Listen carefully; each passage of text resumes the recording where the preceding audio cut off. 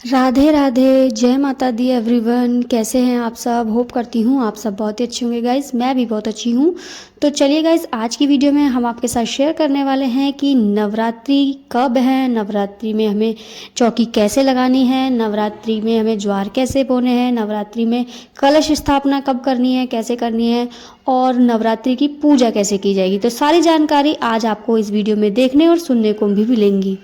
तो चलिए guys, video को शुरू करते हैं। देखिए, सबसे पहले मैं आपको बता देती हूँ कि इस बार चैत्र नवरात्रि पड़ रहे हैं 19 मार्च से, और दिन है बृहस्पतिवार। तो ज्योतिषी गणना के अनुसार चैत्र मास की प्रतिपदा तिथि 19 मार्च 2026 की सुबह 6:52 से शुरू हो जाएगी और 20 मार्च को सुबह 4:52 तक रहेगी। तो उदय तिथि के अनुसार पहला नवरात्रा जो है 19 मार्च का ही माना जा रहा है।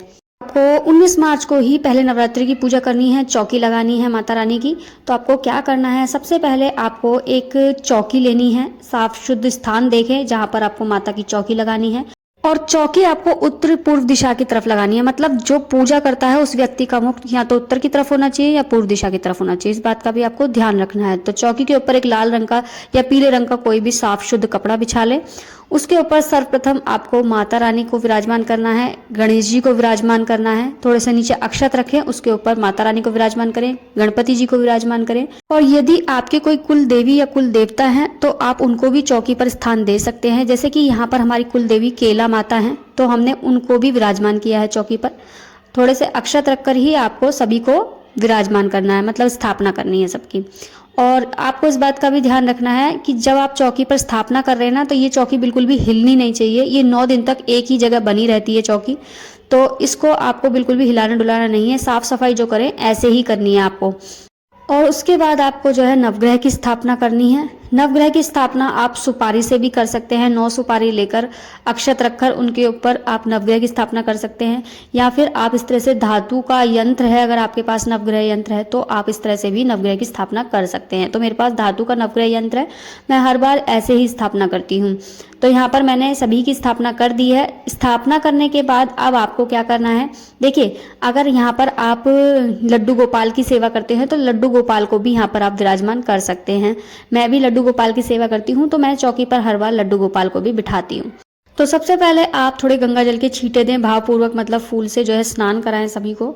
थोड़ा छींटे दे के स्नान कराने के बाद फिर आपको सबको तिलक करना है। रोली चंदन का सबको तिलक करें। सबको तिलक करने के बाद फिर आप अक्षत लगाएं, मतलब चावल लगाएं सभी को।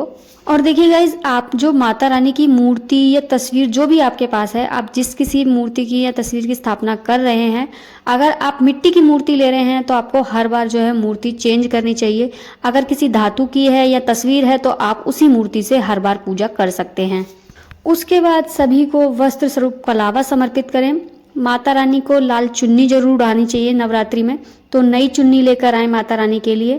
तो यहाँ पर देखिए, मैं माता रानी को लाल चुन्नी उड़ा रही हूँ। लाल चुन्नी उड़ाने के बाद माता रानी को फूल माला पहनाएं। यदि आपके पास फूल माला नहीं है तो आप लौंग के जोड़े की माला बनाकर माता रानी को पहना सकते हैं। और ये माला ऐसी होती है, आप इसको पूरे 9 दिन पहनाकर रख सकते हैं। लौंग के जोड़े की माला कैसी बनाई जाती है ये भी मैंने अपने चैनल पर डाल रखा है, आप जाकर चेक कर सकते हैं मेरे चैनल को एक बार।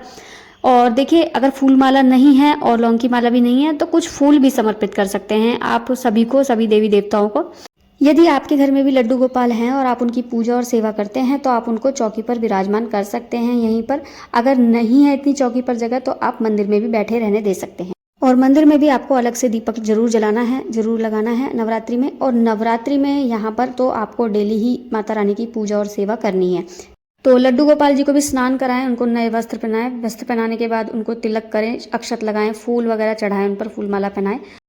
और गाइज, मैं हर बार जो है अखंड ज्योति की स्थापना करती हूँ, मतलब हर बार नवरात्रि में अखंड ज्योति जलाती हूँ। तो यहाँ पर मैंने सबसे पहले अखंड ज्योति की स्थापना की है। यदि आप अखंड ज्योति कर रहे हैं तो आपको अखंड ज्योति के नियम और उसकी सेवा के बारे में पता होना चाहिए, तभी आप अखंड ज्योति करें, वरना तो आप साधारण ज्योत जलाकर भी ये पूजा कर सकते हैं। देखिए, नवरात्रि में आप व्रत रखें या ना रखें ये कोई ज़रूरी नहीं है। बस आप 2 व्रत रख लें जोड़े से, पहला या आखिरी या पहला दूसरा, इस तरह से व्रत रख के आप चौकी जरूर लगाएं घर में। नवरात्रि में माता रानी की चौकी आपको जरूर लगानी चाहिए। अब देखिए, यहाँ पर सबसे पहले मैंने जो है अखंड ज्योति की स्थापना करी। उसके बाद जो है मैं कलश की स्थापना कर रही हूँ। कलश स्थापना का जो भी शुभ मुहूर्त हो उसी समय आप कलश की स्थापना करें और ज्वारों की स्थापना करें। माता रानी के सीधे हाथ की तरफ आपको कलश की स्थापना करनी है और उल्टे हाथ की तरफ आपको ज्वारों की स्थापना करनी है। और कलश स्थापना कैसे की जाएगी, ज्वारों की स्थापना कैसे की जाएगी, पूरी फुल वीडियो मैं अपने चैनल पर डाल चुकी हूँ। आप विजिट करके देख सकते हैं कि कलश स्थापना और ज्वारों की स्थापना पूरी विधि विधान से कैसे की जाएगी। अब इसके बाद जो है आपको क्या करना है, देखिए सबसे पहले आपको जो अखंड ज्योति है उसको प्रज्वलित करना है। अखंड ज्योति कैसे प्रज्वलित की जाएगी इसकी वीडियो मैं अलग से बनाकर डालूंगी, और अग्यारी कैसे की जाएगी इसकी वीडियो भी मैं अलग से बनाकर डालूंगी। लेकिन सबसे पहले आपको अखंड ज्योति प्रज्वलित करनी है, उसके बाद आपको अग्यारी करनी है। अग्यारी अगर आप व्रत रख रहे हैं तो आपको अग्यारी डेली करनी है, जिस दिन भी आप व्रत रख रहे हैं उस दिन तो अग्यारी जरूर करें। और उसके बाद आपको लेना है व्रत का संकल्प। तो संकल्प लेते समय आपको हाथों में फूल और चावल लेने हैं और कुछ दक्षिणा ले सकते हैं। उसके बाद आपको संकल्प लेते हुए माता रानी का ध्यान करते हुए आपको फूल और चावल दक्षिणा सब माता रानी को वहीं पर चौकी पर चढ़ा देने हैं। इसके बाद आपको माता रानी को भोग लगाना है, लड्डू गोपाल को भोग लगाना है। सभी देवी देवता जितने भी आपने चौकी पर विराजमान किए हैं सभी को भोग लगाएं। भोग में आप मिश्री का, बताशे का, उसी के साथ साथ ड्राई फ्रूट का, फल का, किसी भी चीज़ का आप भोग लगा सकते हैं, लेकिन आपको भोग जो है जरूर लगाना है। भोग लगाने के बाद देखिए व्रत के पहले दिन भी आप माता रानी को सुहाग सामग्री चढ़ा सकते हैं। अगर आप सुहागन हैं तो माता रानी को सुहाग का सामान जरूर समर्पित करें। तो यहाँ पर मैंने सुहाग की 5 चीज़ें जो है माता रानी को समर्पित की हैं। अपने सुहाग की लंबी आयु के लिए प्रार्थना करते हुए माता रानी को ये सुहाग सामग्री जरूर चढ़ाएं।